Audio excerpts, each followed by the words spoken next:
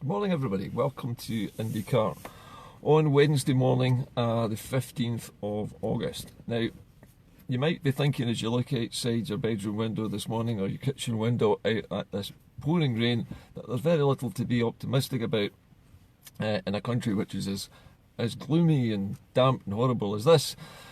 But unfortunately, you'd also find that the news this morning in the press just about as gloomy, and the mystification of many people this morning was added to by the fact that the SNP apparently, according to press releases, has not included a debate on the issue of the independence referendum in their upcoming conference in October.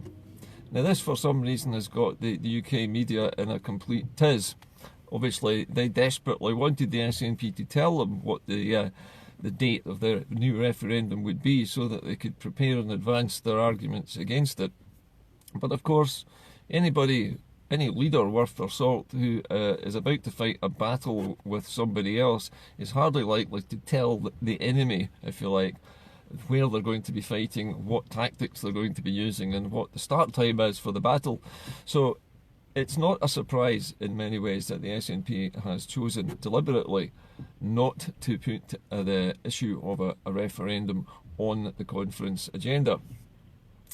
Another interesting occurrence this morning was the fact that the Scottish Government has announced plans to contact the UK Government to encourage them to investigate fracking in the same way that the Scottish Government has been doing. In other words, to put the brakes on fracking in the rest of the United Kingdom, while the UK Government should be telling the fracking industry to bring them some proof that the fracking of natural shale gas on land is in fact harmless and a completely clean process. I don't know if this will actually happen, but it's always quite gratifying to see that the Scottish Government is not sitting back and just letting the UK walk all over the people of the rest of the United Kingdom with fracking, but is encouraging them to get on board with the whole concept of forcing the fracking industry to prove themselves and to prove themselves clean before allowing any further fracking wells to be drilled. Now, coming right back to the idea of the independence referendum, I heard this morning from sources inside one of the branches at the SNP that for the first time on the agenda at a local SNP meeting was the subject of blockchain voting, which I was talking about yesterday. So it's good to know that the whole issue of blockchain voting as a topic is now entered into the debates at local level, at least in the SNP's rank and file. The more this kind of thing happens, the more likely we are to see a system like this in place with hopefully in time for when we do need it for the next referendum on independence. Well, we're talking about independence referendums and possible levels of support for such things. It's interesting to note that at the beginning of this year, 2018, I think it was back around about April or May, the Scotsman newspaper in Edinburgh, which, as everybody knows, is definitely not in favour of independence and goes out of its way to rubbish the whole idea of independence at every cut and turn. They ran a poll of their own readership. Now, as I understand it, this poll originally was limited only to registered readers and registered subscribers to the Scotsman newspaper, and some 8,000 people were polled on their voting intentions, given the fact that Brexit was now a factor. And of that 8,000, over 34% of them said that they would now reconsider their no vote and are more likely now to vote yes to independence as a result of Brexit.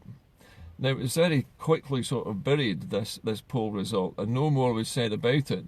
But it's interesting that in a very pro-union newspaper, they have such a large poll result which shows a massive swing away from the union by their own no voters towards the idea of independence as a better idea and a better solution to Scotland's problems than following the UK down the deep cavern of Brexit. So in summary today, although things look very dark and it seems mystifying why the SNP should leave the independence referendum off their agenda for October, it's perfectly legitimate for them to do this. I can't see any reason why they would want to discuss in public exactly when the new independence referendum is going to be held, what the question was going to be, what the issues would be in convincing people to vote for independence again. I don't see the point in doing that strategically. It would be a colossal mistake to give the Westminster government a heads up about when it's going to happen. My own opinion, for what it's worth, is that the next referendum will happen extremely fast. I think that most people already accept that it has to happen fast, simply because the next few months are a completely unwritten story. We don't know whether Brexit is actually going to happen. There might be a general election, there might be a deal, there might be no deal, there might be a bad deal which is put to the public, is rejected, and then there's a general election. So nobody has a clue what is going to happen in the next few months leading up to October and beyond, in fact. So without the benefit of a crystal ball, it's impossible for the SNP or any other party in Scotland to come up with a coherent plan with a timetable for when an independence referendum is going to start. It's just not going to happen. For anybody to leak that sort of information into the public domain would be crazy right now, and I wouldn't do it even if I knew it, which I don't anyway, because I'm not a member of the SNP. I'm not privy to their plans or lack of plans. What I do know, and I think a lot of other people know, is that the Greens still support independence, but they have put a proviso on that, which is that it must be after a Section 30 order has been obtained. But don't be fooled into thinking that a Section 30 order is in some way permission from London for us to have a referendum. That is not the case. We don't need permission to have a referendum. The Section 30 order is just a way of holding London to the result of the referendum. In other words, it guarantees that the rest of the UK has to abide by whatever the referendum result is. It makes it binding legally for everybody. Without a Section 30 order, the referendum result would still be legal, it would still stand, but it would be advisory only.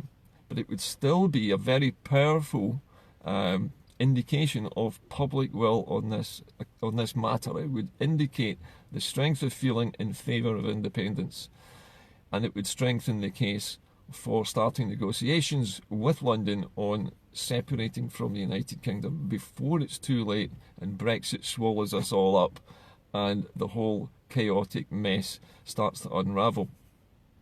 So a lot of things have just starting to happen now.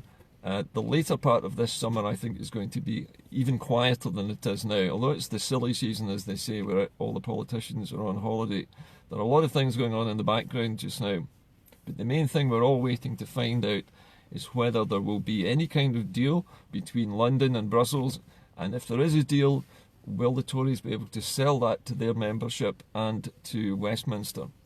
If it's a no deal at Westminster, if they don't accept this deal, whatever form it takes, if it's not good enough, if it doesn't guarantee their red lines and it's rejected, then I think that would force a general election almost immediately, because somebody would have to decide how to move forward from that point. And I think the Tories really don't know what to do if that happens. They will probably go to the country, hope to lose the general election and let Jeremy Corbyn take the blame for whatever the fallout is. But if that happens, it still strengthens the case for a referendum. Just about every scenario you can think of strengthens the case for a referendum on independence. But even if there had been no Brexit whatsoever, none at all, we can still prove a case for independence regardless of that, because of the way the economy is tanking at the moment, the way sterling is going down the tubes. It's basically sterling and the UK at the moment are circling the drain just now. It's just a case of the point at which we have to get out before that point is reached, before we go over the event horizon and disappear down the plug hole with the rest of Brexit Britain. So, for my money, I would say to the SNP, don't tell us when the referendum is just now. Let's wait until we have, as Nicola says, a bit of clarity, at least a guarantee that Brexit is going to be bad and how bad. Whatever type of Brexit it is, it's not going to be good. But once we know what it is, then we'll know what we're fighting for and what we're fighting with. At the moment, we don't know that yet. And until we know something about Brexit, until we know what the deal is and whether the deal is going to be rejected by Westminster or not, we know nothing. We cannot timetable a referendum until we have that information. It would be stupid. So we have to stop trying to pressure our MPs and our MSPs to push for a referendum. They know that we're champing at the bit. They know that we're straining at the leash to do this, and we have to keep the public on the edge of their seats and also wanting it. That's our job. Our job is to keep the pressure on and to increase the public clamour for independence all the way up to October. And that's what I'll be doing from now on. I'll be keeping on pumping positive news out as much as I can and trying to reveal the true stories in between the lines of what the BBC is not reporting, what ITV is not reporting, and what Scotland is actually doing that's positive, and how it's building itself up, ready to become a nation again, ready to be a normal country again after we leave the UK, because that's what this is all about. Remember, at the moment, Scotland is an absolutely unique country in that we are trapped in a union that we never voted for, that we cannot get out of until we vote for it. And we are the only country in the world that allows another country to take all of our money from us, top slice it and give us back pocket money. There's no other nation on earth that allows that. We are not normal at the moment. And all we're going to do is just persuade people that, first of all, open your eyes and realise that you don't live in a normal country, that you're being fleeced every day by another country, and then vote to become normal, because that's what we're voting for. We're voting to become the same as every other country in the world. There is nothing unusual about that. There's nothing unreasonable about that. What we're asking for is what everybody else has, the freedom to make our own choices and our own decisions, and not have them taken by a much larger neighbouring country which is dominating us and ripping off our resources daily for their own use and squandering them, while we sit here with enforced poverty because of what other countries doing to us. We just need to keep reminding people that we're not in a normal situation. Brexit is even less normal, let's face it. So our oppressor, if you like, wants to drag us down still further and wreck our economy even more, weakening us further if we allow it to happen. And this is why we have to keep pressure on, keep reminding people what the stakes are here. If we don't escape in the next year or so, we may never ever get away again. We may be trapped in this useless union, adrift at sea with the rest of the British state, as it, as I say, circles the drain economically because it has no friends left to trade with in Europe, and we're forced to take whatever crumbs come from the table in America, which in its own way is having critical problems. I think they have over £19 trillion worth of debt. The last I read, it was somewhere in the region of $986,000 per person in the United States in debt. That's how much debt the United States has. And this is the country that the Tories want us to be hooked up with after Brexit. A country that's even more in debt than the UK. It's crazy.